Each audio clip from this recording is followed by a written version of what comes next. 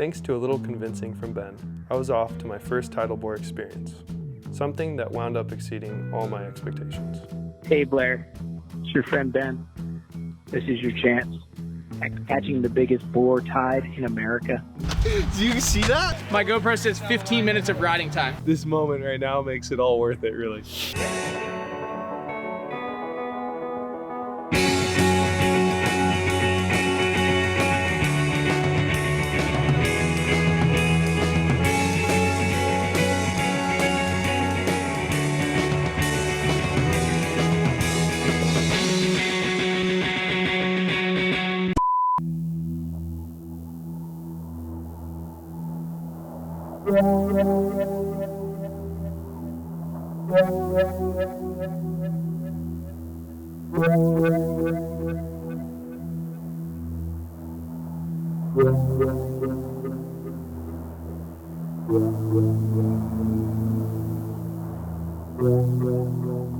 we begin our approach, please make sure that all seats are in the upright position and trays are put away.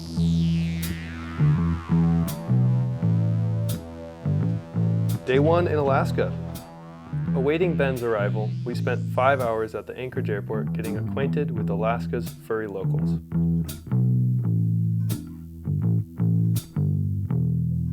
Once Ben had arrived, we all crammed in a soccer mom minivan and headed straight home for the night. Oh my god! So we gonna fit in there? Dude, we're 7 miles out. I like people that don't watch my head Just make it happen. and then once it closes, you can relax. In Skyline, So relaxing. The second day brought more promising activities. Tide riding. Coming all the way from New Jersey, Ben had been awake since 4 a.m. and was already scheming to surf the Turnagain Arm tidal bore.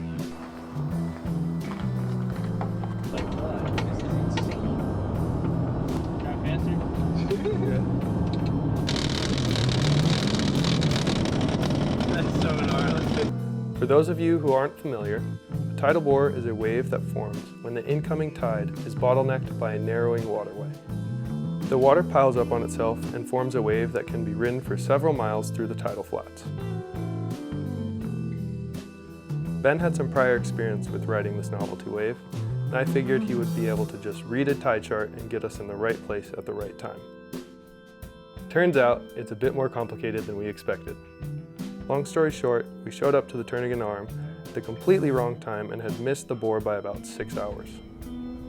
It's going left. I don't know if that's in or not. Yeah, that's the wrong way. Yeah, 100% going left. Damn. This sign says twice a day. While spirits were a bit low after missing the first bore, things began to turn around when Skylar spotted some cool critters on the mountain next to the road where we had pulled off. I started calling them snow goats because they had beautiful white fur like no other goat I'd ever seen. After a little research, we learned these were mountain goats, which would explain why they were seamlessly scaling the side of the cliff next to the road.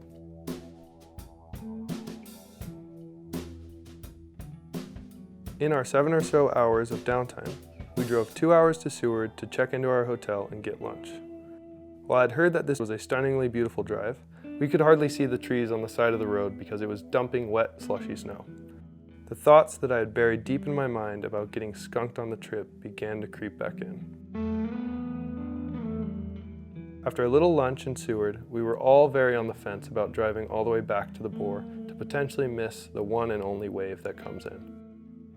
Thanks to a little convincing from Ben, I was off to my first tidal bore experience, something that wound up exceeding all my expectations. Hey Blair, it's your friend Ben. I just had a question for you. Have you ever driven all day through glaciers, snowfall, extreme conditions, just to get to a hotel room and be perfectly comfortable, and then decide to turn around, drive all the way back for a chance at catching the biggest bore tide in America? This is your chance. Call me back at your leisure, but not really because we kind of have to leave in the next 10 minutes. Best of luck. Goodbye.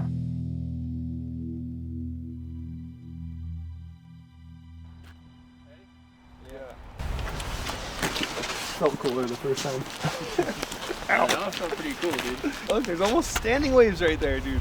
Yeah, we're gonna go inspect it all. Yeah. I feel like the boar could potentially come by at 6:30, but it might not come till 7:30.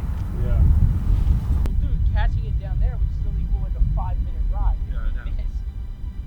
But the thing is, that's the thing about the current too. The current's pulling you this way, so as soon as you see it breaking, you can start paddling towards it. Yeah, okay. We missed the tidal bore this morning, but we came back for it this evening, and we were blessed with just the most incredible bluebird, snow-capped mountains, and a boar that should be pretty dang fun. So this moment right now makes it all worth it, really. Even if there isn't a wave, even if I don't catch a wave, just being here and seeing this is pretty dang incredible. Tomorrow we get on a boat. We're on a boat for 7 days.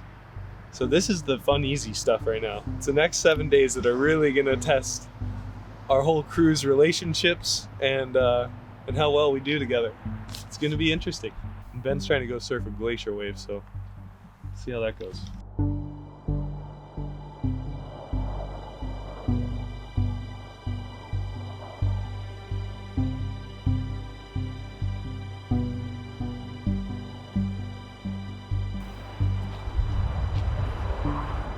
Think you'd be able to see it from here? I'm just looking for the most faint little thing coming across the back of Bird Rock. Oh yeah, this is the hard part, huh?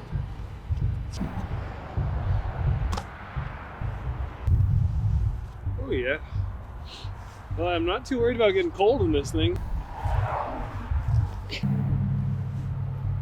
Once you get it up on your knees. You love it. Yeah. Now roll it. This is actually Roll time. This is Oh! this is a pretty long. Oh! How was that? That's how it should be, huh?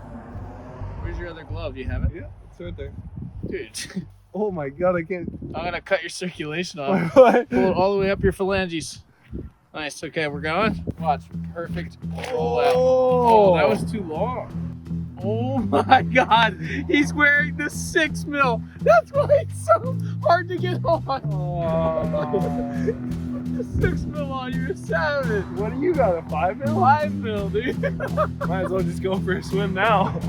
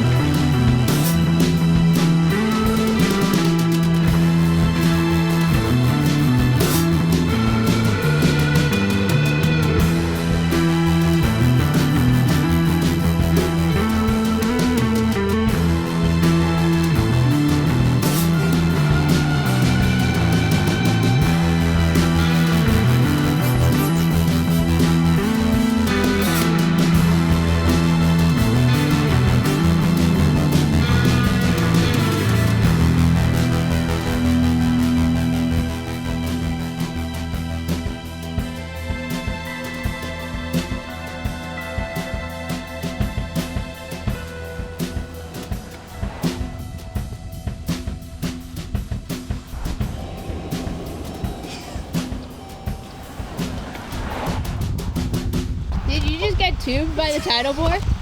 Do you see that? I was just like riding the foam ball for so long that I started to get a brain freeze. and my head was going like numb.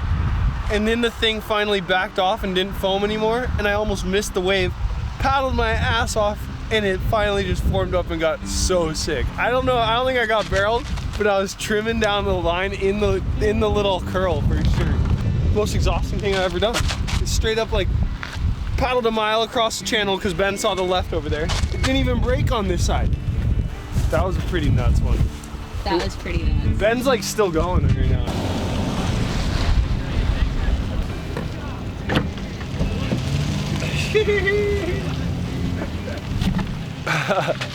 Just flaming.